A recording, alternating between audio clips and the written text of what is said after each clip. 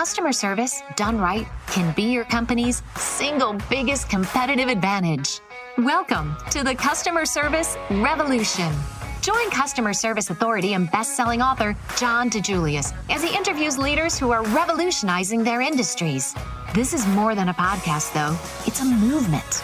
The Customer Service Revolution is a radical overthrow of conventional business mentality designed to transform what customers and employees experience.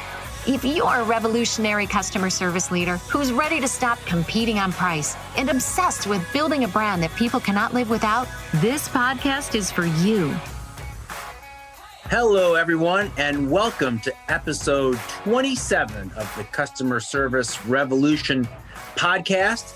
In this edition of our podcast, we will be talking about week 4 of the Customer Service Revolution Conference. So we will give you a recap of the week that was, and it was an incredible week at that. So my name is Dave Murray. I am the senior consultant with the DiJulius Group and joined today by our fearless leader, John DiJulius. John, thanks for making the time to be here today.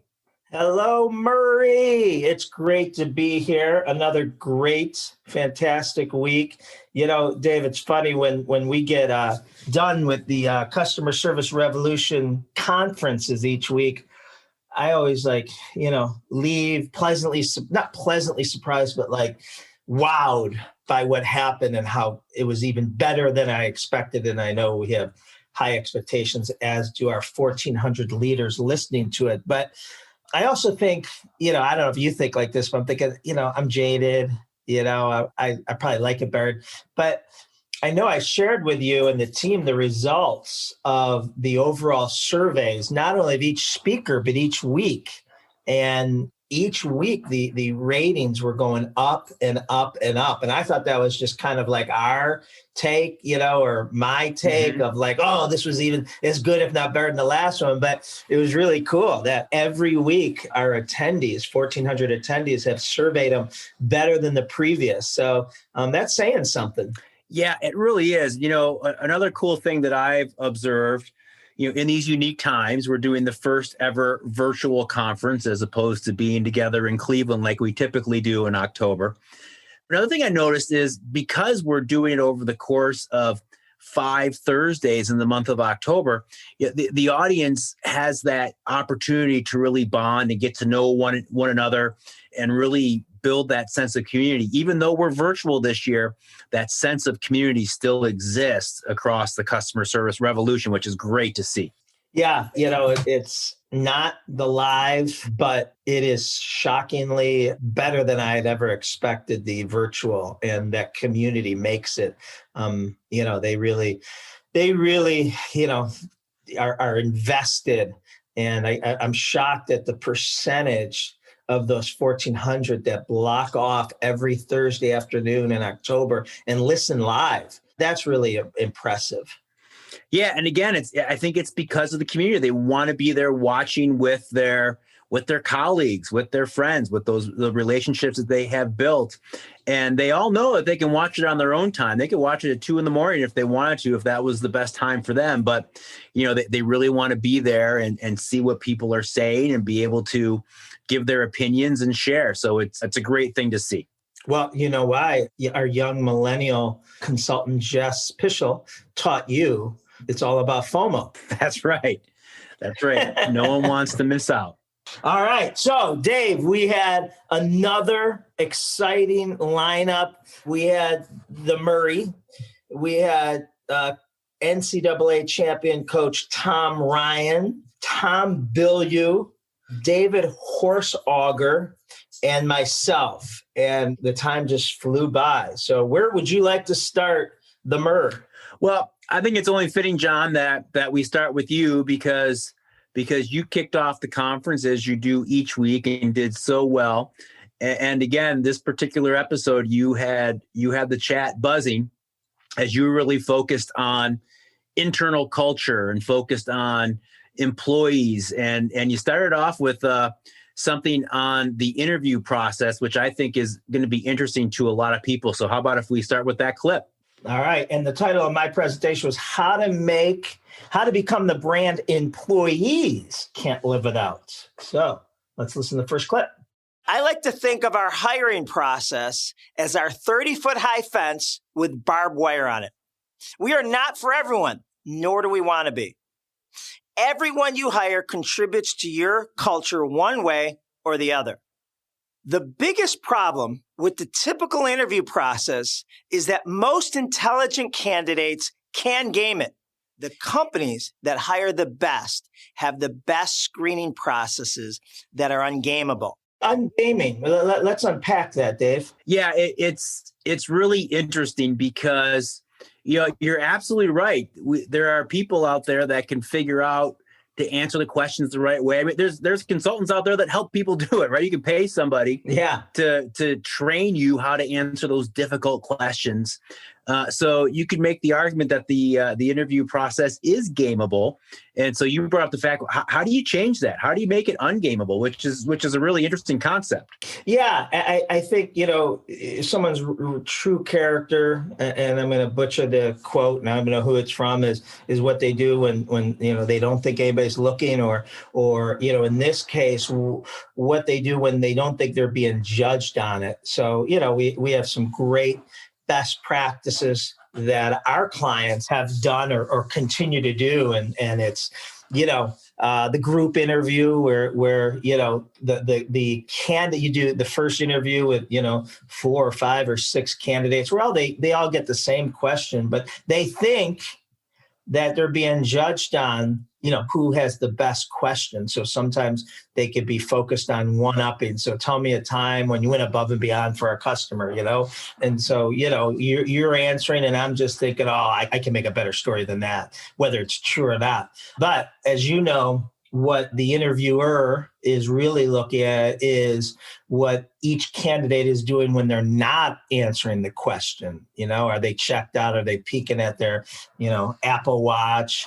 Or are they making the person speaking feel heard and smiling and laughing if they say something funny? And, that's the candidate we want. Yeah, absolutely. Because there are so many aspects that can be looked at. And a lot of times organizations put too much weight into just simply that question and answer and look at those answers and don't take any of those other variables into account. And another practice that I love to hear that organizations are doing is getting more people involved in the discussion, right? For example, the receptionist, whoever's working at that reception desk, who has that very first interaction when that candidate walks in, how they treat you, were they pleasant? Did they make eye contact? Or whoever is trying to actually schedule the meeting, were they attentive?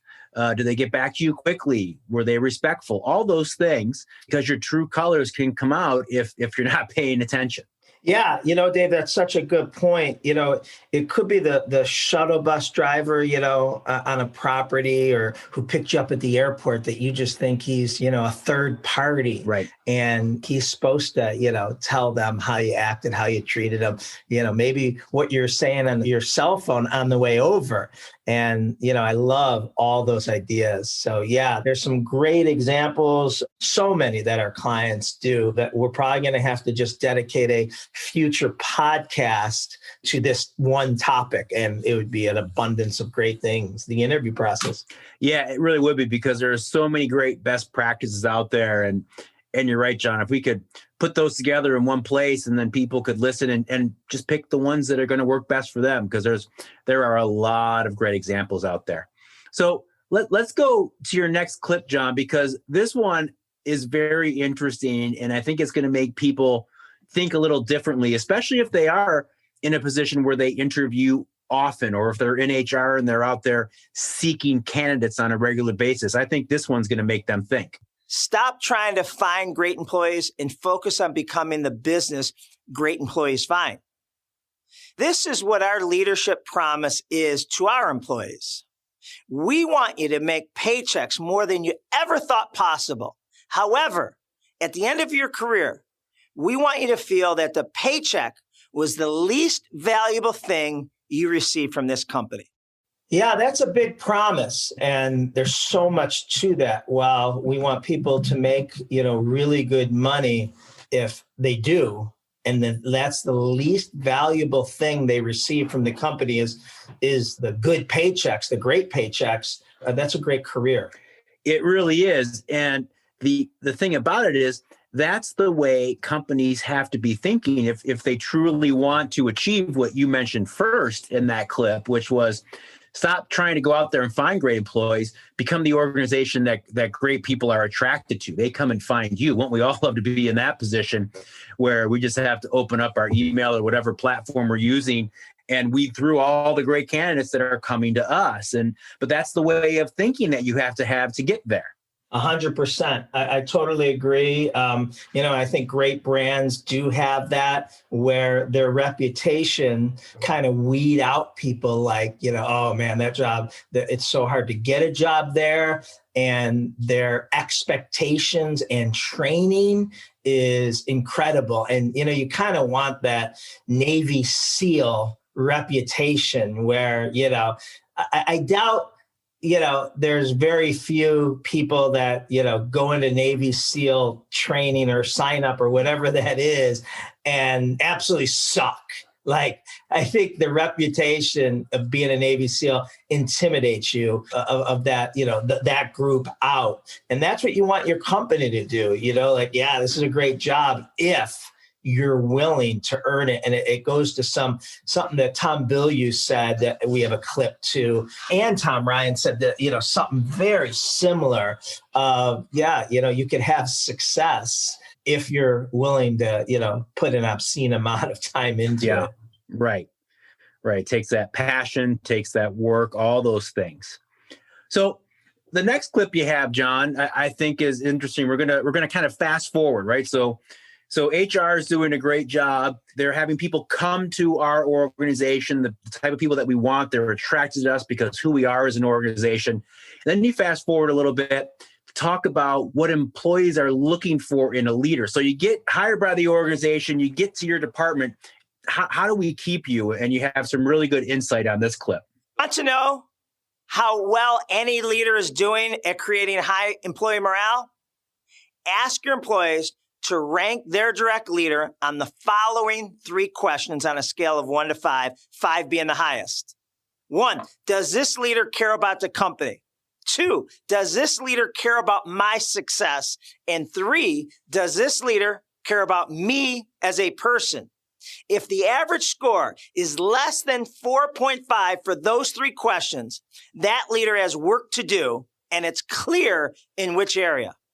Yeah, that's so important, right? We talk about it all the time in our workshops, especially when we're out there doing world-class internal culture, how important that direct leader, the person that I report to, is on so many aspects of my career, my length of tenure, the quality of my work. There are so many things that hinge on that relationship, yet you don't hear about things like this every day, right? People don't necessarily teach how to be a great leader. It's just go manage your folks and really don't focus on these nuts and bolts. And so it's a great tool for any leader to be thinking about these questions. And those really are 3 legs of the stool, because you can sometimes, we've all had when we were employees, a leader who, was a good person, but you could tell he wasn't long for the company. Right. So that's not going to help anyone. And then, someone who maybe it'd be all about the company and themselves, and they view us as just a pawn, a tool to be more productive and get their numbers to look right. And then you also don't, which lends itself to the third thing is, do they care about me as a person besides how productive and how well I perform? So yeah, I really find that to be, and it's simple. It's not like it takes, 45 minutes or an hour to take. It literally should take about, 15 seconds. I mean, if you really got to think about it, that's not probably going to be a good score. Right. Yeah. Yeah. If you're struggling to think about the last time you achieved any of those 3 things, then yeah, it needs some work for sure. And then let's take leadership a step further with your last clip this week, John, which is about such an important word. And I really love how you break it down. So let's listen to this clip. The most critical skill any leader needs to master and execute to help others obtain their highest potential is the ability to encourage. The word encourage comes from the French meaning to make strong. Have you ever actually thought about the word encourage before? Encourage. Encourage. To encourage is to put courage in another person. When you encourage, you are filling another up with courage. Are you that person that when people talk about their success, they will talk about the belief you had in them long before anyone else? Your faith and constant encouragement wouldn't allow them to fail. Sorry, our theme song was playing at the end of that, but that's because it was such a great finish, right? That was the grand finale of your talk, and so important too, right? When I think of leadership, and I put it in perspective how you were just talking about, John, words like encourage, support, those are so important for leaders to be focused on, yet that's almost the opposite of what a lot of managers out there are focused on or are doing. And so in a lot of cases, to really be effective leaders and to help build a company that employees can't live without, the focus needs to shift. Yeah. There's a lot of great words and mantras for leadership. You have to find a way to systematize it, right? How many people have I encouraged today? So I love talking about energy givers and energy suckers and encourage, because when I do, it always causes me pause, because I'll think of a Zoom meeting we may have had internally, or, something at home with my kids, and, realize that there was a better approach. That what I didn't make strong. I didn't put courage in them. I was an energy sucker. And so I think anything that makes us pause and intentionally do something is a huge thing. So a great session, John. You gave out so many wonderful tips, so many wonderful things for any leader to be thinking about, whether you're the leader yourself, whether you oversee a team of leaders. I know we have a lot of people that have teams under them that are leaders themselves, right? So be thinking about who on your team needs to hear this message, because it's so important. And chances are good, especially if they're a new leader, they have not gotten that message. They haven't heard that yet. So really an important opportunity to share that message with all leaders on your team, especially the younger leaders. And transitioning to this leadership theme that just seemed to work its way out was David Horsager, The Authority on Trust. And his topic was how top leaders and organizations drive business results through trust. And David spoke, 3 years ago at the Customer Service Revolution. I think it was 2017, and just crushed it. And it was then when, I heard, realized, trust is another word, like encourage and support. And, But the way he breaks it down, you realize he just makes so many great points. Yeah, he really does. People love to hear his stories. And, he has a great system in place too. He's going to talk a little bit about it, and he did in the session, and we'll cover a little bit about it today. He has a great system in place that anyone can really incorporate in their organization. All right, let's listen to clip number 1 from David Horsager. The big finding: a lack of trust is your biggest expense and my biggest expense. The biggest cost you have is a lack of trust. You want to increase your customer service, increase loyalty, increase referrals. You have to deal with the trust issue, because trust is the leading indicator.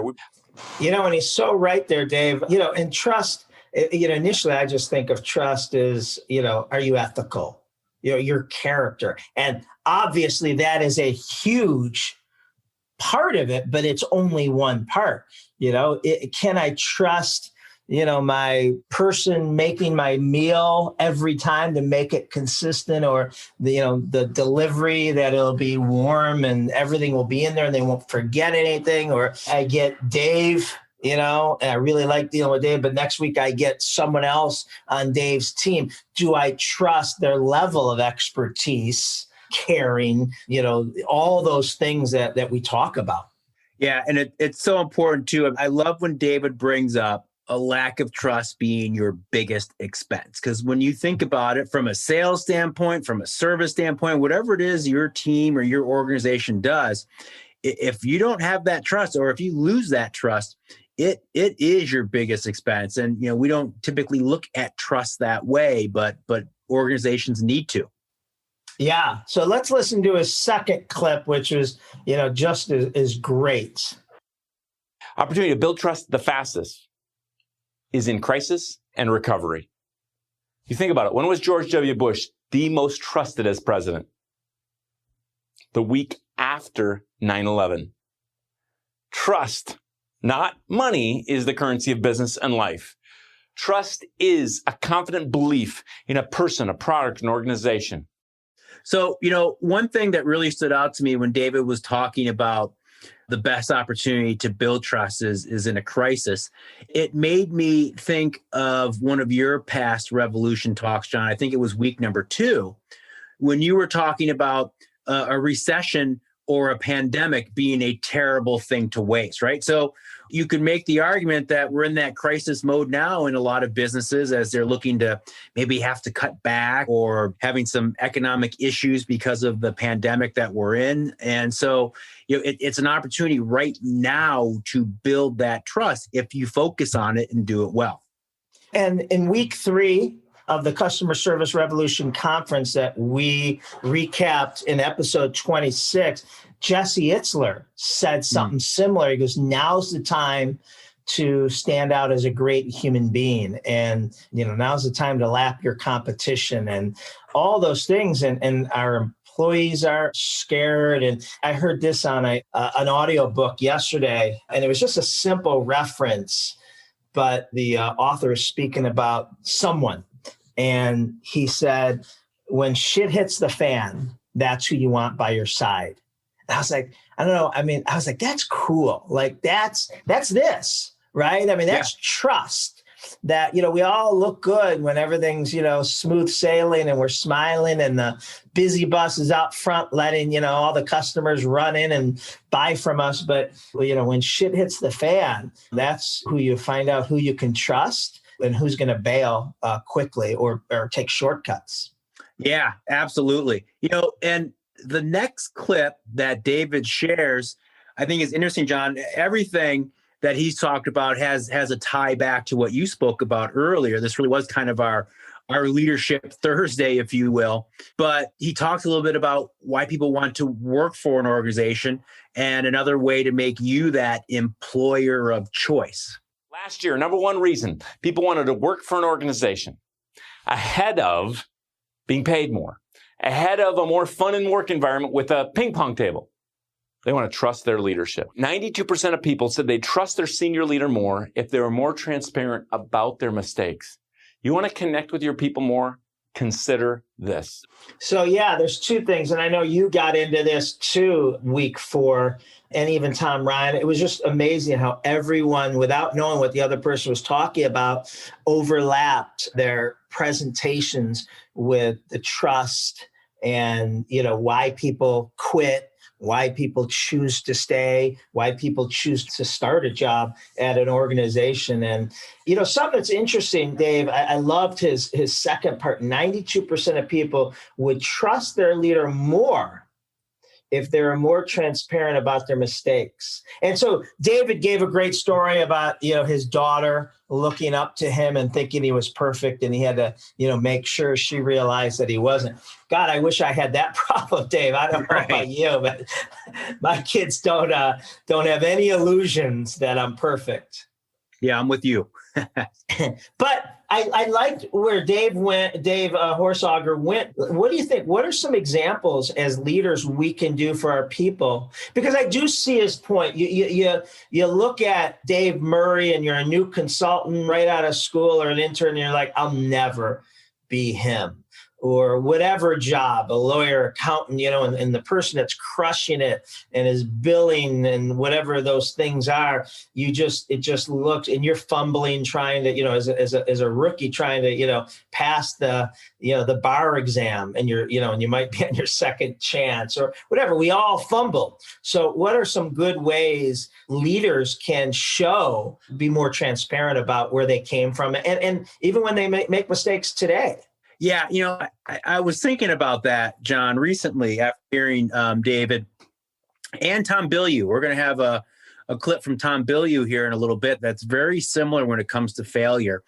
And I think part of the problem we have as managers and leaders out there is we all seem to have a fear of failure and a fear of sharing that, a fear of, I don't know if it's embarrassment, I'm not sure what it is. I think, Dave, it could be, it hurts my credibility. So, if I share with you that, my client ended their contract prematurely, well, now you may look at me and say, well, some guru, or, why should I be taking your advice? And so I think that, it probably would be the number one reason. And this is not a scientific, I'm not an expert in this area by any means, just probably my own fear of sharing mistakes. Yeah, I think you're right, John. I think you nailed it. But, we have this fear of failure, of looking like we can't cut it.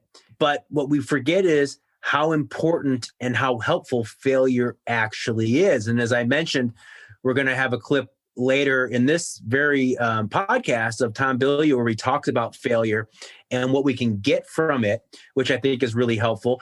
And then another thing that's helpful from failure is what David just shared, that 92% of people would trust their leaders more if they shared more about those mistakes and were more upfront about it. So, us kind of embracing our failure and accepting it and learning from it has a lot of value, but we have that tendency to kind of push it down, push it away, and we really need to make it a focus. Yeah, I really like what David Horsager uncovers here, because I think there's two parts to it. There is share with our employees, our track record where we stumbled and fell early. So they realize, oh my God, like you were just like me, or you were worse than me, which gives them hope and that. But then there's the second part, which is certainly harder. Make sure we are transparent, because we're all still failing today. And so some of those things make me realize, why, I don't want to share it, but why I hopefully do is because I want my employees to realize I'm not being defensive, right? Like, hey,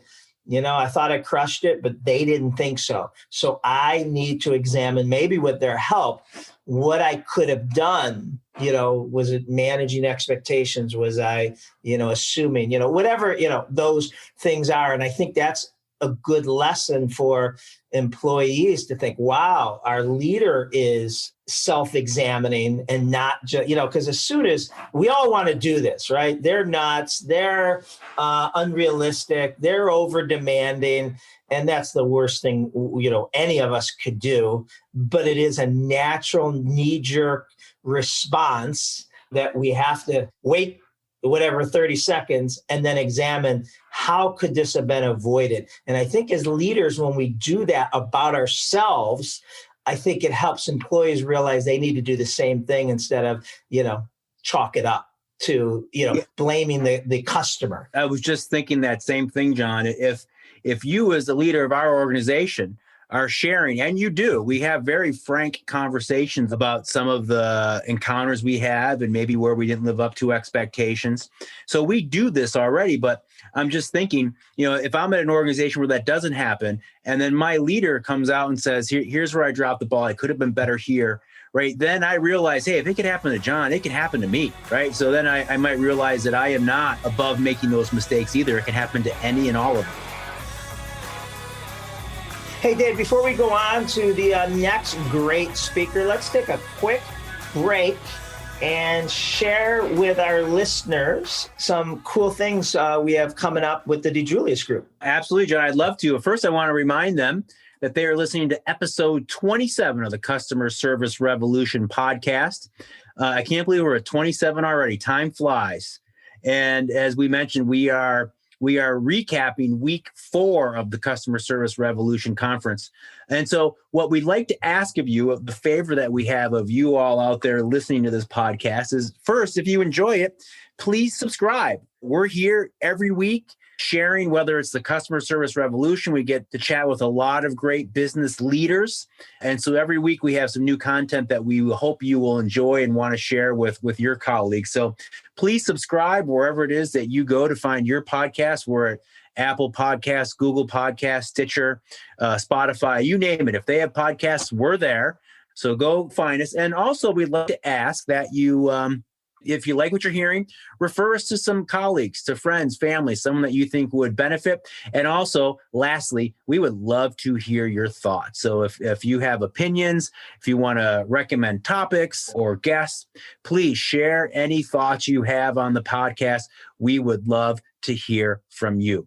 So, John, you asked me to share some things that we have coming up at the DiJulius Group. Well, I think one of the biggest things we have coming up is our CXEA, our Customer Experience Executive Academy, is starting to fill up for 2021. So just wanted to make sure that people were aware of that, knew what it was all about. So if you're listening to this podcast and you like some of the things you're hearing, and you say, I would love this to be my career one day, I would love to focus on my organization's service and help us get to the next level when it comes to that service, then CXEA may be for you. It is truly a master's degree in customer experience. You come out of CXEA knowing our methodology forwards and backwards, with the goal and the ability to go out there and lead this in your organization. So if you have ever thought about becoming a CX executive, a leader, maybe a chief customer officer for your organization, we have the path to help get you there,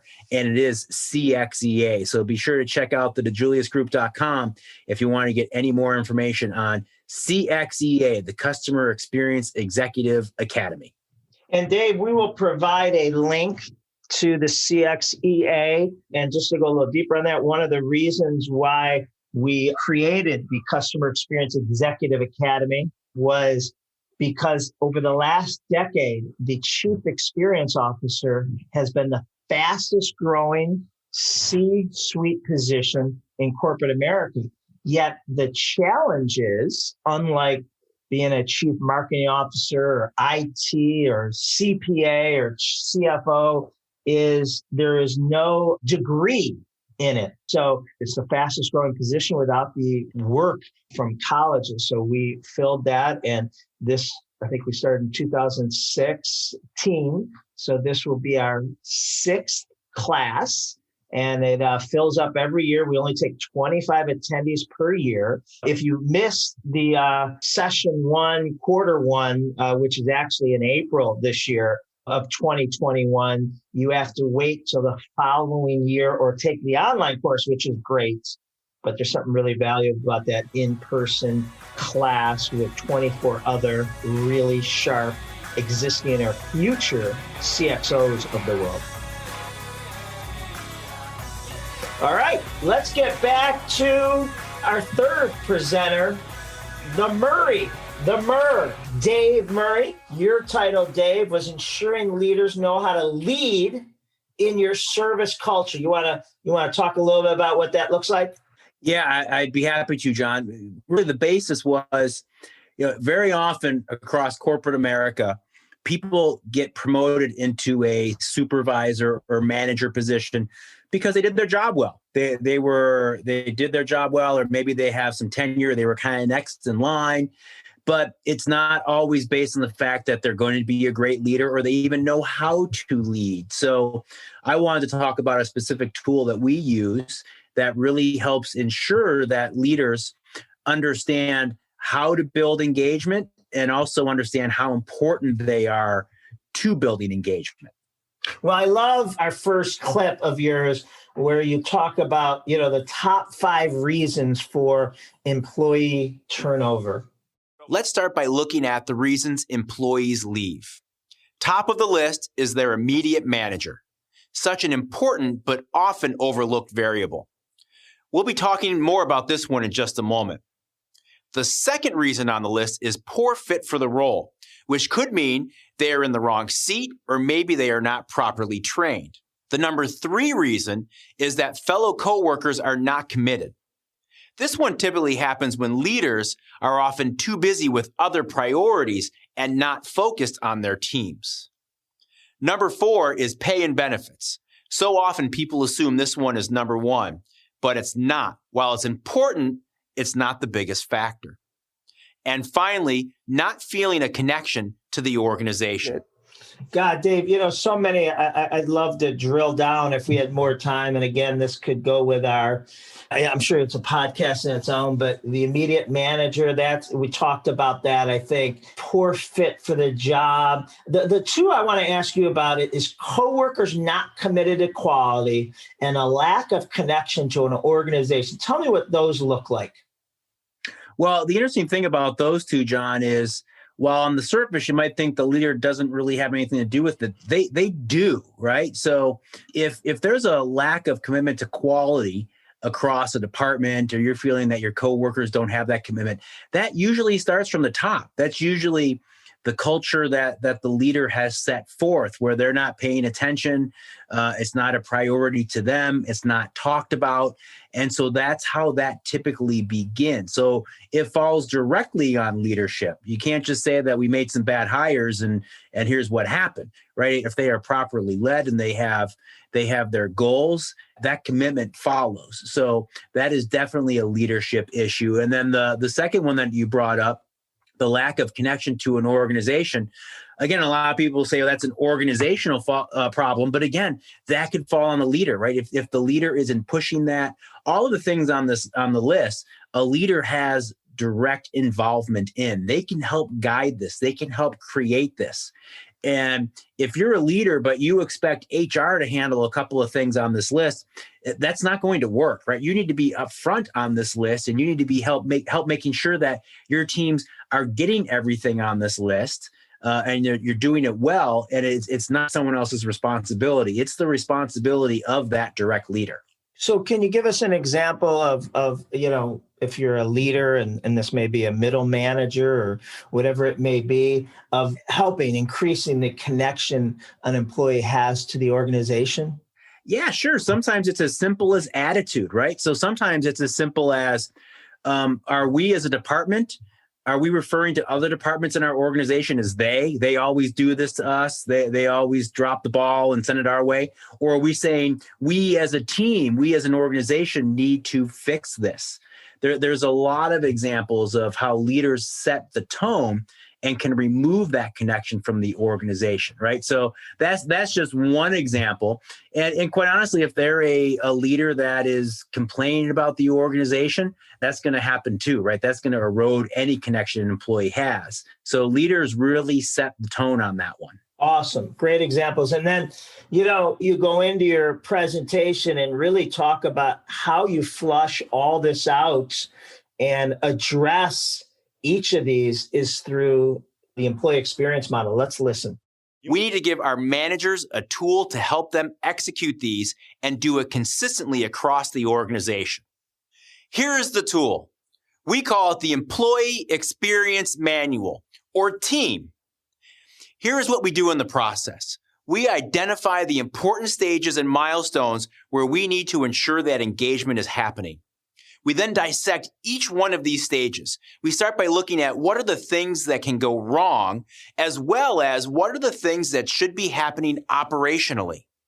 Then, and here's the important part, we look at where we can add experiential standards that are specifically focused on building a better experience, as well as above and beyond standards, identifying where we can surprise and delight. I love that, Dave. I mean, so many companies, when they become obsessed about the customer experience, forget about the employee experience. And, as you so well put it, it's got to start at home. We got to make sure the employee has a great experience consistently. Not every day is going to be where we all hug each other and sing Kumbaya, but, looking at every stage of an employee's career, where we're recruiting them to, the interview process, all the way to how we're celebrating their milestones, be it, 1 year, 5 year, 25 years. Well, the thing is, John, you nailed it. You can't have a great customer experience without a great internal culture and internal experience. You can't have one without the other. They really coexist. Maybe short term, you could have a lousy culture and decent customer experience, but it's not going to last. It's not going to be there for the long haul. It's going to wear off. And so really what we're talking about here is creating a tool, creating this manual so that your leaders know what they have to do. They have the standards in place to drive engagement, to build those relationships, and really to drive the internal and external experience by focusing on these. So it's really a playbook for them to follow so that they are delivering this consistently. And that's the key word, right? It can't be just when we're not super busy. We need to be able to do it when we're slammed as well. It needs to be a huge priority. And that's what I find. A lot of things that we talk about in this particular presentation, or when we're focused on internal culture, a lot of times people have the intention to do them. They don't feel they have the time. And it's not a high enough priority to make the time. It falls by the wayside. And quite honestly, this is the one that can cost us so much in employee turnover, or poor reviews from customers, all those things, lack of trust that David talked about before. It's so important. It needs to be a priority. So we need to make sure that we create those standards so our leaders know how to deliver them. And then the last clip we have here, Dave, from Murray, is just the biggest thing companies can do to streamline communication and keep everyone on the same page. Let's listen here. Departmental huddles. Looking back on the list we discussed before that we are trying to bring to life, team huddles can be such an effective tool to share learning opportunities, share examples of autonomy, and of course, recognize all of the achievements that have taken place within our department, both big and small. Yeah, I've heard, you say it, and I agree with you. Huddles, team huddles, there's nothing that's going to be harder to implement, but nothing that has a bigger return on investment than once you get it down. Absolutely. We hear that over and over again from organizations that have been successful at implementing them. And we also hear the pushback, right? There's not a good time. We don't have enough people. Not everyone's here. We hear all the pushback, and we hear all the problems with starting to do huddles on a consistent basis. But then we also hear all the positive feedback once they have nailed it, once they have it in motion, and once it's happening consistently. Because, a lot of the things that we talked about in this particular session can be solved by holding regular huddles and doing the things that I just talked about, giving those shout outs, recognizing your employees between huddles, and taking the time to have one-on-one meetings with your team members, a meeting that's for them, about them, and by them. They can run the meeting. Those are the two tools that are really going to help you get that engagement that you're looking for. Yeah, that was a great presentation, Dave. A lot of really great tactical to-dos that people really, really enjoyed and appreciated. So now our second last presenter of week 4 was another sleeper speaker. I introduced the concept last week on episode 26. We love to, every year, the Customer Service Revolution Conference, introduce one, or this year 2, sleeper speakers. And sleeper speakers are up and coming who are not well known yet as speakers, but we know they're going to be. And we love to help give them, the opportunity to take a platform and, and quite frankly, get them while we can afford them, if you will, because they are really great. And so last week, or week 3 on the Customer Service Revolution, was Dr. Paul Bizjak on mental and physical health. And, our attendees just loved him. And this week is an NCAA champion wrestling coach from the Ohio State Buckeyes, Coach Tom Ryan. And, his topic was totally different, but it tied into leadership and just, persistence and perseverance. And his topic was what his new book that literally just came out, in the past 30 days called Chosen Suffering. What did you think of Coach Ryan? Well, it's easy to see how he is an NCAA champion coach. Just in the brief time that I got to chat with him and then watch his presentation, I could see how people would be happy to run through a brick wall for him. He is definitely a leader of others. He is an example of how to do it just in how he carries himself. Yeah, totally agree. And one of the toughest sports I think there is, wrestling, asking 18 to 22-year-olds to dedicate all their free time, which is limited in college, to just a brutal, demanding sport, literally 12 months a year. And that isn't unusual. Anyone that plays Division I in any sport, it is a 12-month a year, but to do it at the grueling pace that wrestling requires. So let's play his first clip, which, is just such a resonating theme that we've heard already from the other speakers. What is it about one organization that allows it to better develop their talent than another? What is it about one individual that will go on to do tremendous things while they're here, and one will falter? So when a parent asks me, hey, what do you think? Do you think my son has what it takes? I follow that with a question. How much are they willing to suffer for what they want? Now, suffering is a very intense term, but it's also, right, a synonym to suffering is love, is sacrifice. So I'm looking for people that not only are talented, but have a willingness to suffer at a level that others just aren't willing to do. And that's called chosen suffering.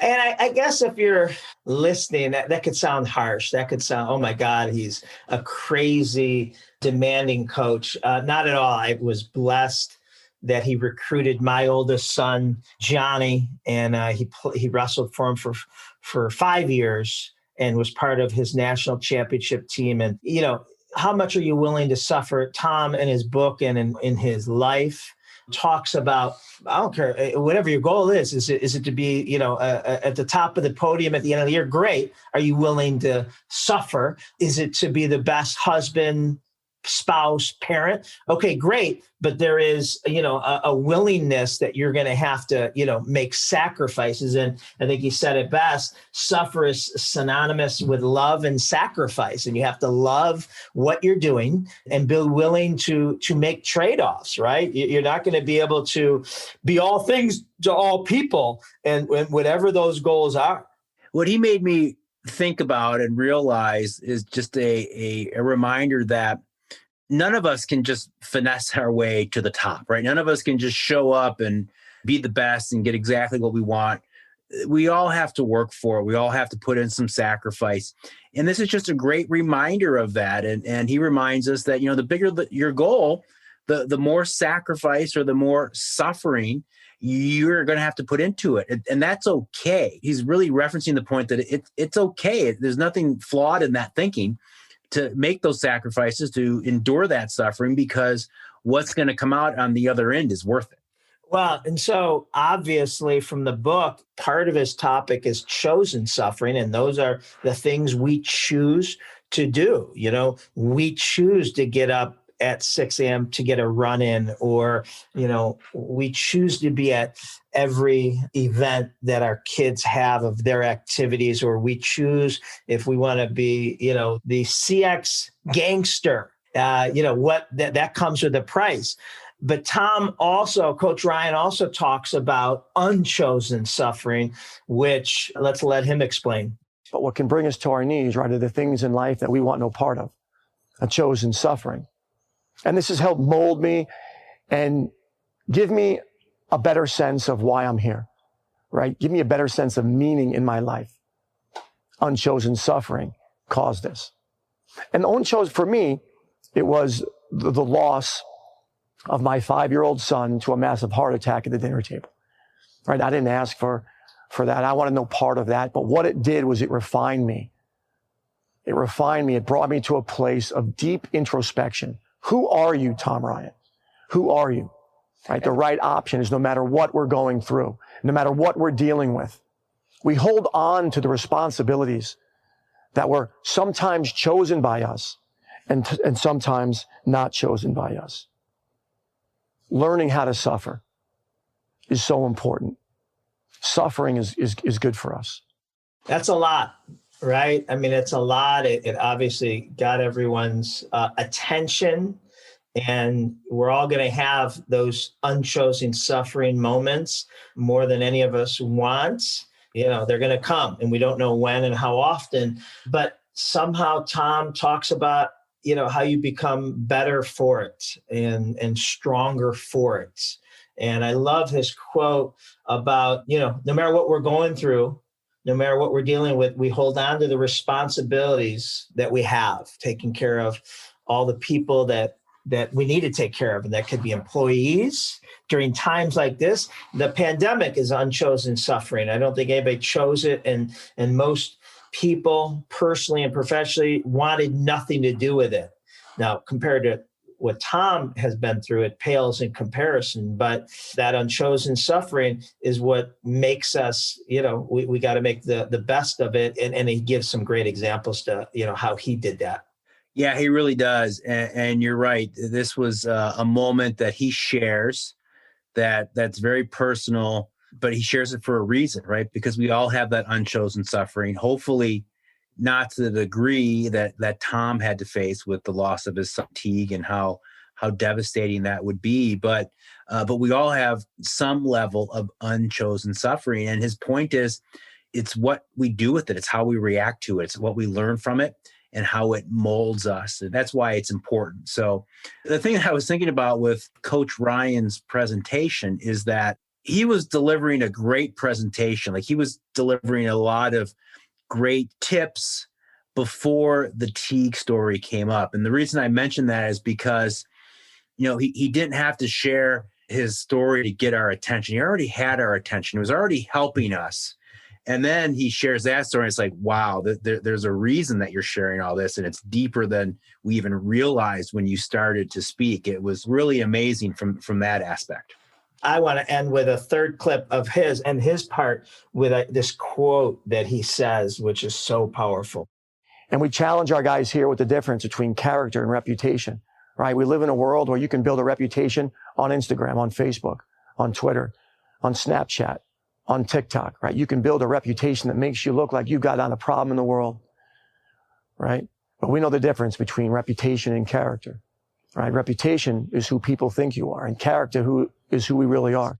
You can see why, since he became the head wrestling coach at Ohio State 13, 14 years ago, they have either come in first or second every year. It's because of the group he recruits and molds into being life champion 20, 30, 50 years down the road. What an important message that last clip was, John. Of course, to leaders, knowing the difference between reputation and character. But, you know, I think it's an important lesson for everyone today in this social media age that we live in, that there is a difference between reputation and character, and the persona you have in your social media world doesn't necessarily define your character. And that's an important distinction that I don't think a lot of people think about or make. Yeah. Yeah. So that brings us to Tom Bilyeu, who was the co-founder of Quest Nutrition, and in just 5 years built it to $1 billion organization and sold it. And now, along with his wife, Lisa, started Impact Theory, which is one of the most popular podcasts that you'll see Simon Sinek and David Goggins and just so many great people on it. And his title of his presentation, it was, "How will you impact the world?" And, you know, it's as if he listened to all these presentations and just sewed them all together, and he didn't, but it just fell into place. And I was really inspired by Tom Bilyeu's presentation, as I knew I would be. Yeah, absolutely. He has such important messages to share, and from someone who's done it, right? He's not only talking the talk, he's walked the talk, and he's sharing his experiences. So great lessons. So let's listen to his first clip. One immutable truth that I have learned working in 20 years of business as an entrepreneur, working with some of the most extraordinary business leaders the world has ever seen. And that is, if you want to have real impact, you've got to have a terrifying degree of clarity. You really want to make change. All of this is about acquiring the right set of skills that allow you to close your eyes, imagine a world better than this one, open your eyes, and have the skill set to actually make that come true. I love that, Dave. I mean, like I said, it was so many things that we heard over and over again, from Tom Ryan's, you have to have a willingness to suffer at a level others aren't willing to do, and the expertise points. I love how he said that. And when you think about it, clarity is so important, especially today. I mean, it's always been important, but in today's world, right, when you think right now and you look at us right now, where a lot of us are working from home and we're dealing with this pandemic, and you could make the case that distractions are at an all-time high. We talk about it all the time that, you never know if someone on the other end of the camera has to walk their dog or they're on their Facebook page. You just don't know, right? So how important clarity is now, maybe more than ever, because there are so many distractions going on, that to really make that impact, that clarity is vital. Yeah. And then his next clip is equally as powerful here. It doesn't matter who you are today. It only matters who you want to become and the price that you're willing to pay to get there. Now, doing the work, that certainly is the thing that's going to take that just obscene amount of energy. Failure is the most information-rich data stream you will ever encounter. Let me say that again. Failure is the most information-rich data stream you will ever encounter. You're never going to learn as rapidly as you're going to learn from failure. Yeah, I mean, it doesn't matter who you are today, rather who you want to become, and the price you want to pay for it. Again, a common theme that we've heard throughout this conference and week 4. And, that line that he just ended that clip on, failure is the most information-rich data stream you will ever encounter.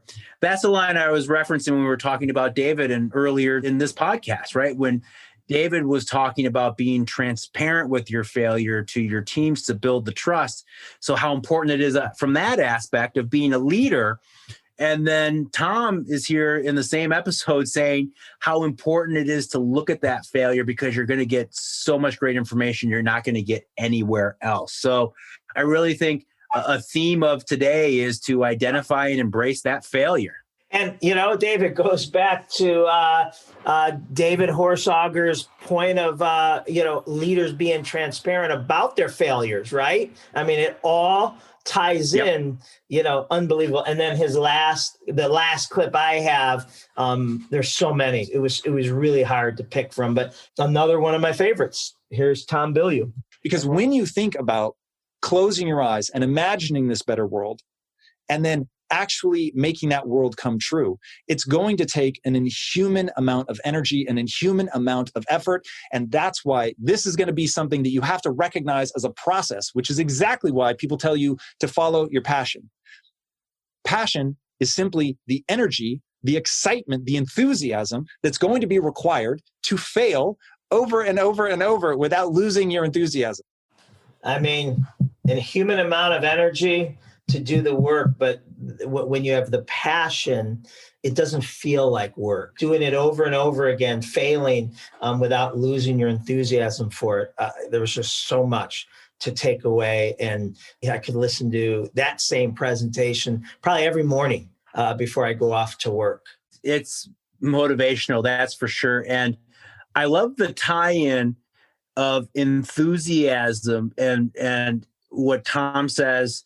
That's the reason why everyone tells you to follow your passion, right? Because you need to have that enthusiasm, and that passion helps get that enthusiasm. So I think I think that's so important. And that word enthusiasm is another key word that came out of this particular session. So a fantastic week. Week 4 of the Customer Service Revolution Conference. We have one more week, week 5, the final week of the 2020 Customer Service Revolution Conference, which will be our next episode that we'll be recapping the brilliant speakers from week 5 on the Customer Service Revolution podcast. Dave, do you want to tell our listeners who we'll be talking about in week 5? Absolutely. I love to. So one of my favorites, he was a past guest of this podcast, Mr. Ken Blanchard, who is always so great to hear from, so impactful. I can't wait to hear his message. We'll have our very own Jess Pischel sharing a great message to our viewers. John, you'll be back as usual on this coming episode. Also, in next week's session, we'll be talking about Adrienne Bankert. She is from Good Morning America. I'm sure a lot of you know her from ABC News. She also has a new book out about uncovering your hidden superpower, which is fantastic.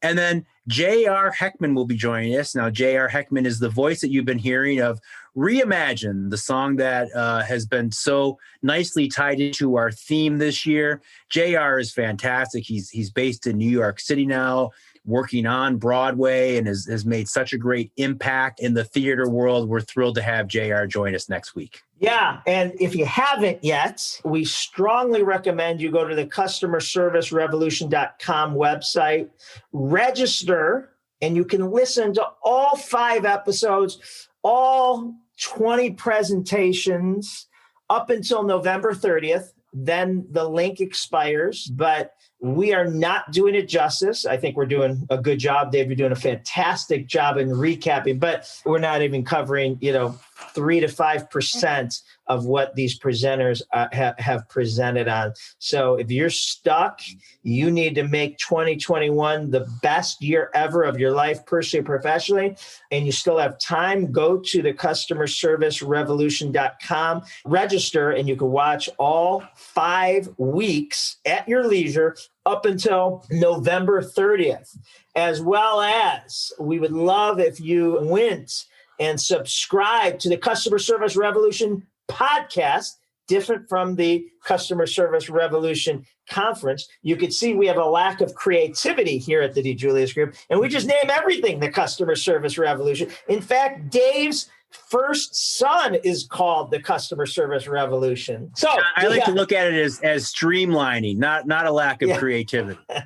Yes. So please go to wherever you listen to your podcast, iTunes, Spotify, and register, subscribe, and please recommend. And most of all, please rate. That is how people find us, is by ratings.